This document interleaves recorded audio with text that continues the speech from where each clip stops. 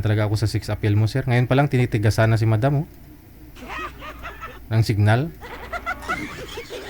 Pangalan mo kasi Crush, Mr. Crush. Ayun. Yes po. Hindi po siya tumatanggal ng nakasal sir, napanood ko na siya kanina lang. Hmm. So, wala tayong pag-asa pagkaibigan. Huwag kang mawala ng pag-asa. Di mo pa nga ho nakausap si madam, eh. Naglalag lang ho yung signal.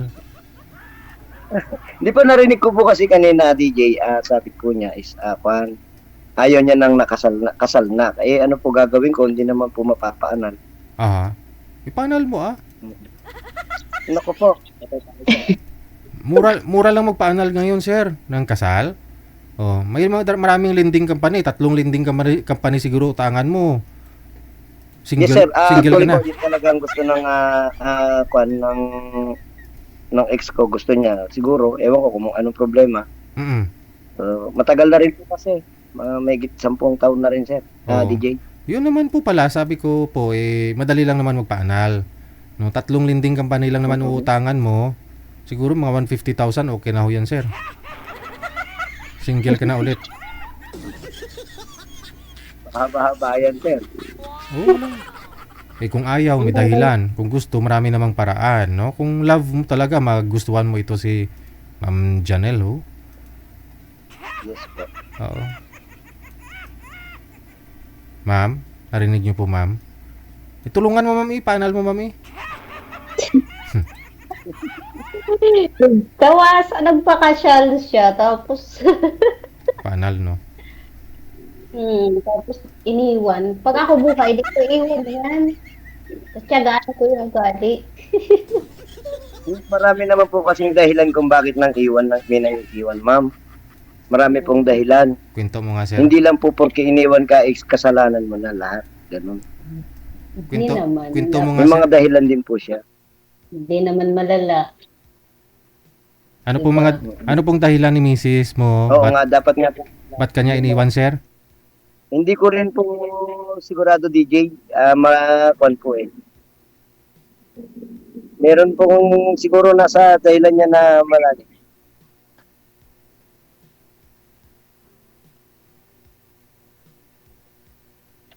Mhm. Pero may kinakasama na po siya Ano ngayon? ma'am, takasan po kayo? Wala pa po siguro, sir. Wala pa. Ay, DJ. Wala pa naman. Hindi ko lang alam kung meron na rin. Yun. Okay. Ano ma'am? Tagasan po kayo? Bicol ako, pero sa Manila ako. Ay, Manila. Okay.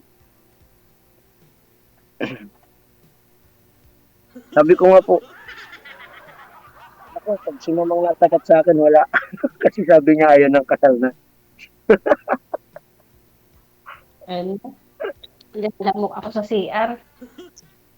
Ay, Daming pwedeng pistuhan sa CR ka pa talaga. Eh, kung may lamok, magkadinggi ka pa. Magsisisi ka pa.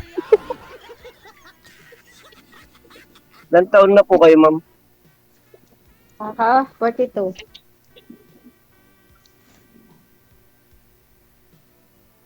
Ilan may anak? 2.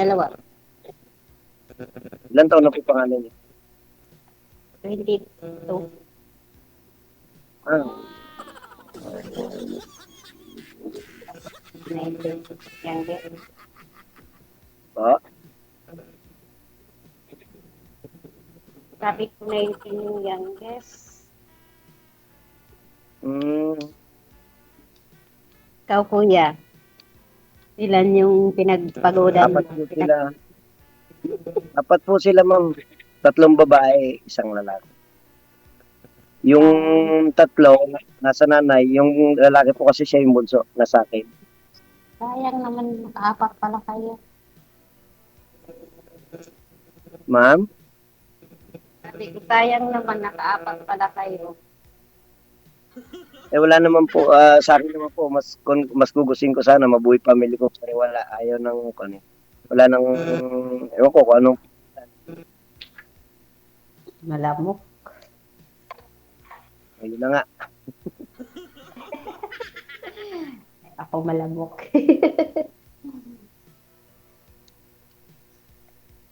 Ano trabaho mo, kuya?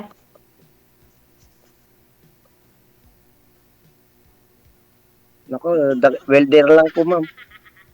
Hindi naman yan lang. Marangal naman yun. May na po ba signal ko? Oho, Di, mahina. wala ka. Hit. Welder, all around. Maganda yan, kuya. Malaki naman salary niyan eh.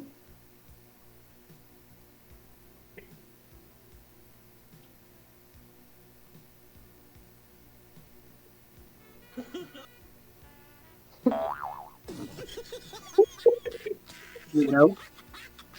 Di kayo may na po ba yung signal ko dito? Oho nga sir, kanina ko pa sinasabi.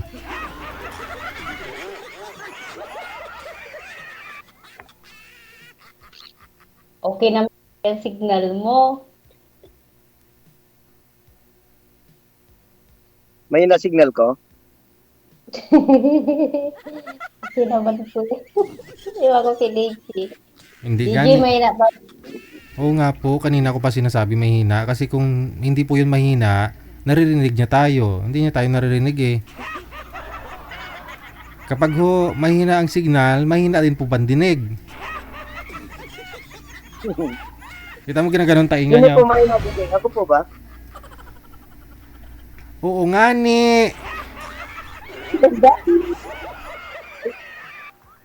Nakadita lang po kasi ako. Baka dito din naman ako.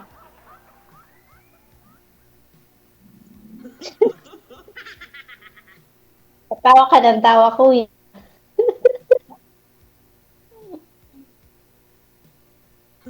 Ano yung kuya? Bukid dyan. Bundo. Kabuki, may mabukid dito sa gawing kasi sa Pangasinan. Yan yung bahay nyo.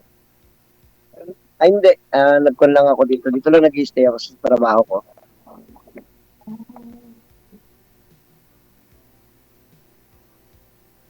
Kumusta naman kuya yung buhay? Ito, sa ngayon nagsosolo kasi ano dun yung anak ko na sa bakasyonan. Anong height Dito mo na kuya? Mhm. Anong height mo? Ako, 5'3". Maliit lang ako, hindi naman ako to gano'ng kalaki. Natangkad pa ko sa'yo. 5'4" ko.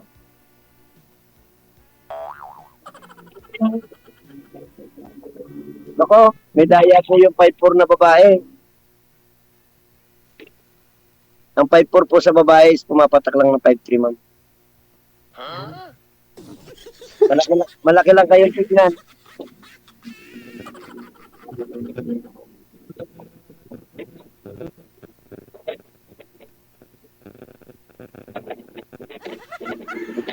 Kayo, ma'am, anong pinagkakabalaan nyo? Wala, namamasura ko kuya. Namamasura lang kayo? Pasok nyo ako dyan, ma'am, para gumanda rin yung bahay ko.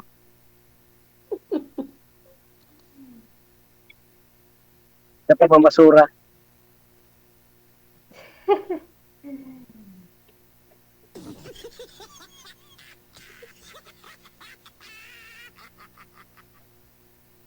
Ilang taon na kayo kuya? Ako? 43. Ikaw lang naman kausap eh.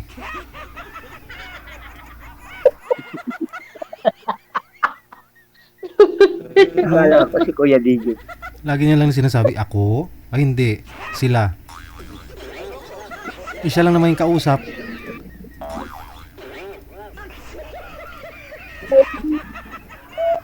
Bakit nahihiya ka? Nahihiya ka? Huwag ka na mahiya sa akin. Oh, Nahihiya ka kasi. Ah. Nahihiya ka ba? hindi naman. Okay lang din naman.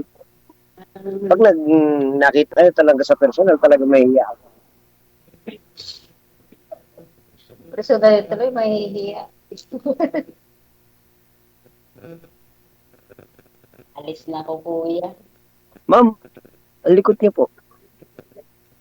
Next week, paalis na ako.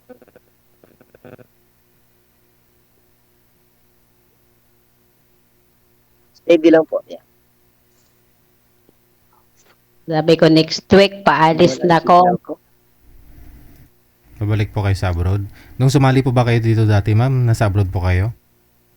Yes po. Ah, okay. Tapos yung nakausap mo, saang bansa po siya? Greece.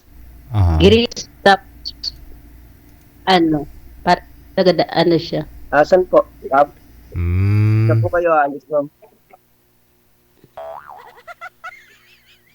yun po yung nakipagbalikan sa asawa niya, no?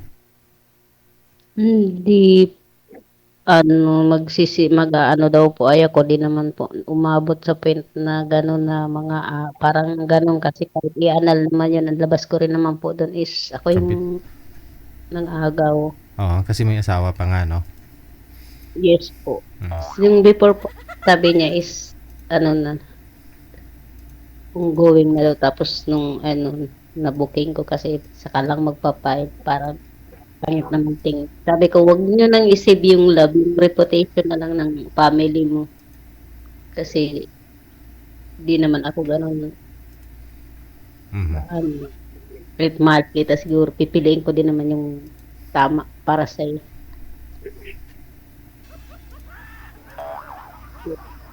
Takot talaga ako sa kasal. Kasi hirap sa mata ng Diyos ng batas. Ah, Wala laban okay. eh. So, kinoconsider po ninyo.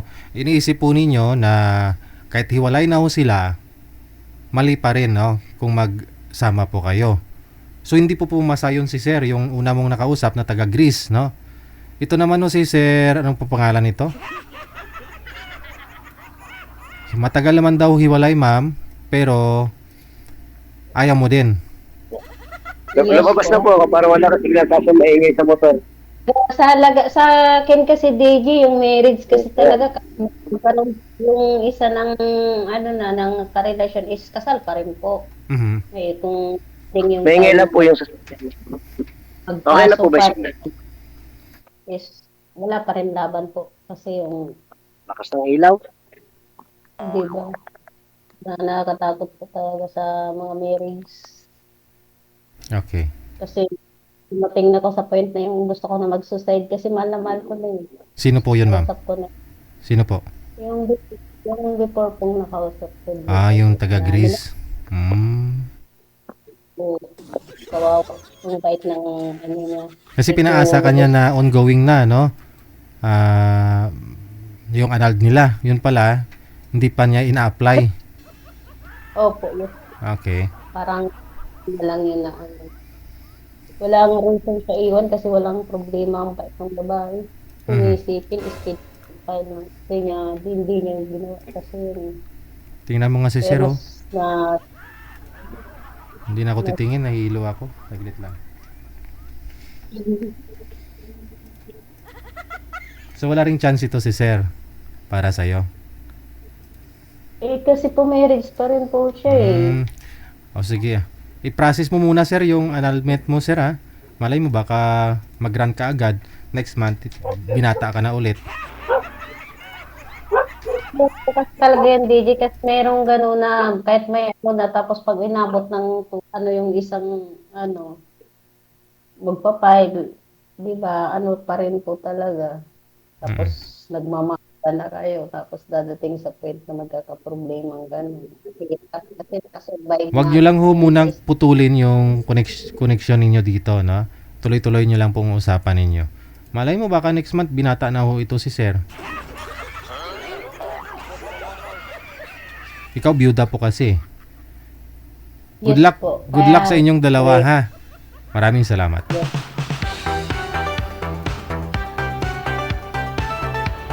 Mahina kasi signal ni Sir. Putulin na ho natin.